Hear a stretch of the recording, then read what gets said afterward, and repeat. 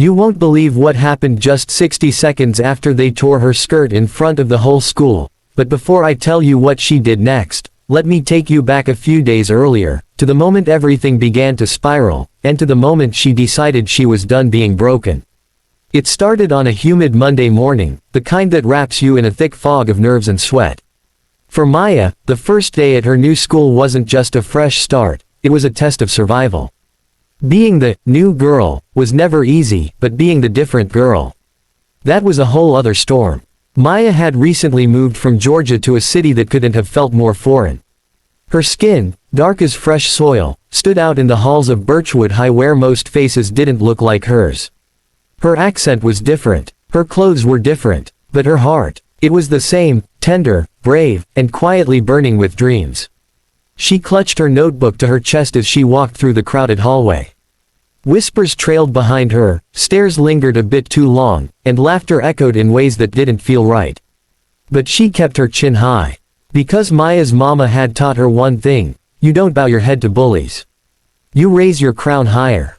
By lunch, she'd already been called country girl, weird, and charcoal stick.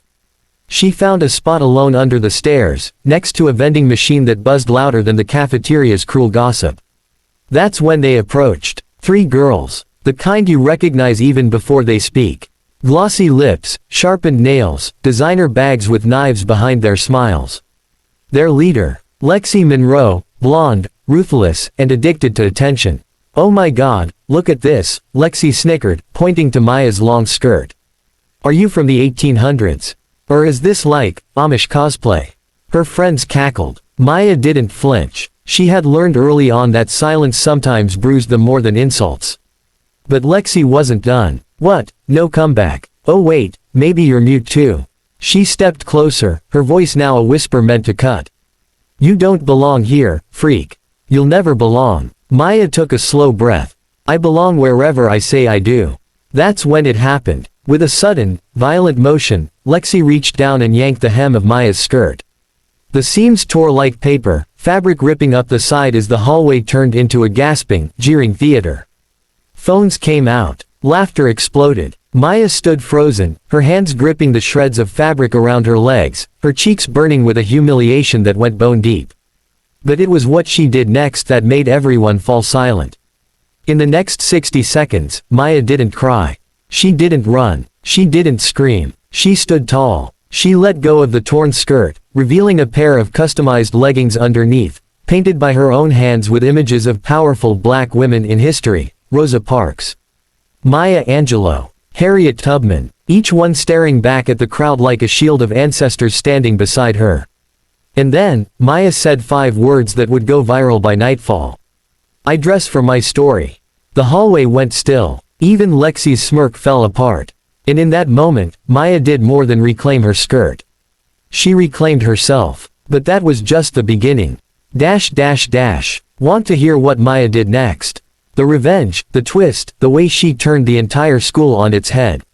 Then stay tuned for by sunset that same day, #I dress for my story was trending on TikTok. Students at Birchwood High who had laughed earlier were now reposting the clip with stunned admiration.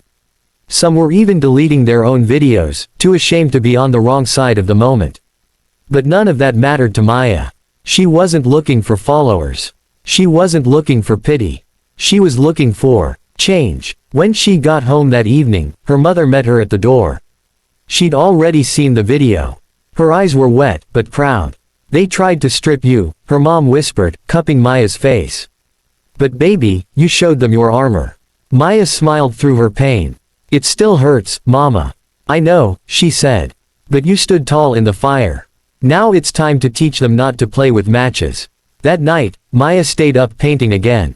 This time not just leggings, but a jacket, a tote bag, a pair of old sneakers. Each item carried art that told stories: women marching, fists raised, girls reading, queens crowned. And the next morning, Maya walked back into school like she was walking into her destiny. She didn't sneak in through the back. She walked straight through the front doors, wearing her jacket of protest and pride. The halls that once echoed with cruel laughter fell into silence as she passed. Eyes widened. Phones came out again. But this time, not to mock her, this time, to capture her. Lexi Monroe stood at her locker, frozen like she'd seen a ghost. Maya didn't even look at her. She walked past as if Lexi didn't exist. Because she didn't, not in Maya's world. Not anymore. But the universe wasn't done. At lunch, Principal Hardin called Maya to her office. Sitting across from him was Lexi, arms crossed, lips tight, trying to appear unbothered but clearly shaken. "Miss Brooks," the principal began, "there's been considerable attention regarding yesterday's incident." Maya nodded. Calm, unapologetic. Lexi cut in with a practiced whine. "She's milking it. I mean, everyone's acting like she's some kind of hero just because she got a little tear in her skirt." Maya turned slowly to Lexi. "You didn't tear my skirt. You tried to tear my dignity. Big difference." Principal Hardin cleared his throat. "Regardless of interpretation, I reviewed the footage. And Lexi, what you did was assault. You're suspended for 2 weeks." Lexi gasped. "What? This is unfair. She's the one making me look like." "You made yourself look like that," Maya said softly. "You just didn't like seeing it on camera." And with that, Maya walked out. But the story didn't end in that office. The following week, students began approaching her. Quietly at first. A girl from the sophomore class who'd been mocked for her weight. A boy who wore nail polish and got shoved for it. Even one of Lexi's own friends who admitted, "I didn't want to laugh. I just didn't know how to stand up." Maya didn't push them away. She welcomed them. And soon, the whispers turned into momentum. She launched a student group called the Bold Club, where anyone who'd been silenced, mocked, or pushed to the edge could come and speak. Or not speak, just be. Within a month, the school started changing. Dress codes were revisited. Teachers began integrating cultural education into their classes.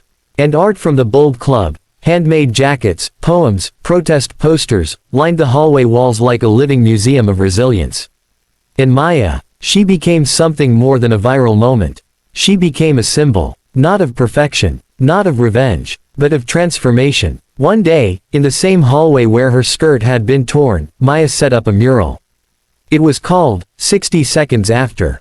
And at the center, painted by Maya's own hands, was a dark-skinned girl standing barefoot in a sea of torn cloth. Head held high, eyes glowing, surrounded by shadows of those who once mocked her now painted as silhouettes watching in awe. Underneath it read, "So if you've ever been laughed at, pushed down, or made to feel small, remember Maya's story.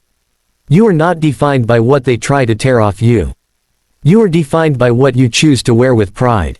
If her story moved you, inspired you, or made you feel a little braver, please tap that like button and subscribe to our channel. Because there's someone out there right now who's feeling just like Maya did, until they hear this. And maybe 60 seconds from now, their life will change too. You would think that after everything Maya had done, after standing tall in the face of humiliation, after launching the Bold Club, after becoming a voice for the silenced, that the world would finally let her breathe.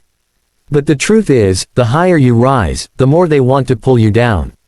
It started subtly. A fake Instagram account posting edits of Maya's face with cruel captions. Anonymous notes slipped into her locker saying things like, "You're not a hero. You're just loud." And then it got worse. One afternoon, Maya came home to find her front gate spray painted with the word, "liar." Her hands trembled. Her mother stood behind her, silent, heartbroken. They reported it. The school claimed they couldn't do much unless someone was caught in the act.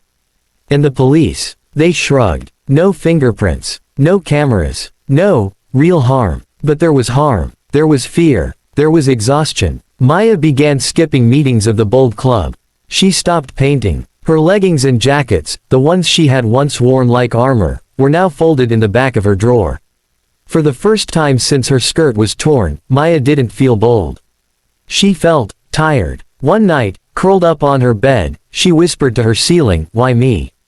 Why do I always have to be strong?" And that's when she heard it. Not a voice. Not words. Just a feeling deep in her chest. A reminder. Maya sat up.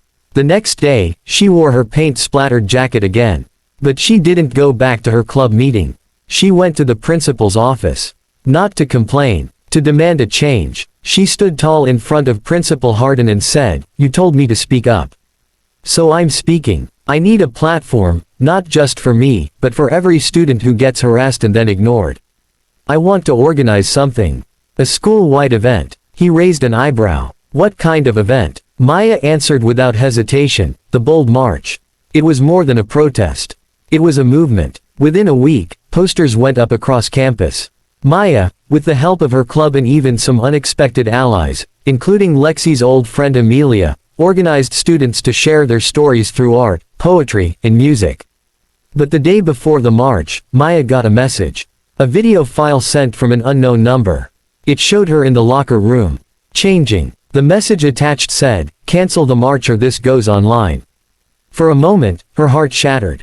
This wasn't just bullying anymore. This was digital form. She stared at the screen, trembling. And then, she closed the message. She didn't reply. She didn't cancel the march. She walked into school the next day holding a megaphone and leading over 200 students through the halls, holding signs that read, Maya stood at the front steps of the school as the crowd settled behind her. With cameras filming and news reporters arriving, she spoke. "My name is Maya Brooks. And I've been mocked, filmed without my consent, and called every name in the book. But I am not a victim. I'm a survivor. I'm a warrior. And I am not alone." The crowd erupted in cheers. And for the first time since that skirt was torn, Maya smiled without fear. The video was never leaked. Whether it was a bluff or the person behind it saw Maya's strength and backed down, no one ever knew. But what was leaked was her speech. Her story. And that video became more viral than any cruel moment ever had. National newspapers picked it up. Maya was invited to speak on a youth activism panel. She got a scholarship offer from a university that believed in turning pain into purpose. As for Lexi, she transferred schools the following semester. Rumor had it, her family couldn't take the public heat after her actions were exposed. But Maya never mentioned her again. Because Maya didn't believe in holding on to hate. She believed in growing past it. The final painting Maya ever made at Birchwood High still hangs outside the main auditorium. It shows a girl standing on a staircase, surrounded by broken mirrors, each shard reflecting a different version of herself. One is crying, one is angry, one is scared, but the girl at the top, she's standing tall, arms outstretched, covered in bold colors and fearless light. At the bottom, written in gold paint, is a single sentence, "And now, to everyone watching this. If Maya's story moved you, if it reminded you of your strength, if it made you feel like maybe, just maybe, you're not alone. Then don't scroll past, and most importantly, because the world doesn't change from silence. It changes when someone dares to stand up, even after they've been torn down. And maybe that someone, is you. Dash dash dash.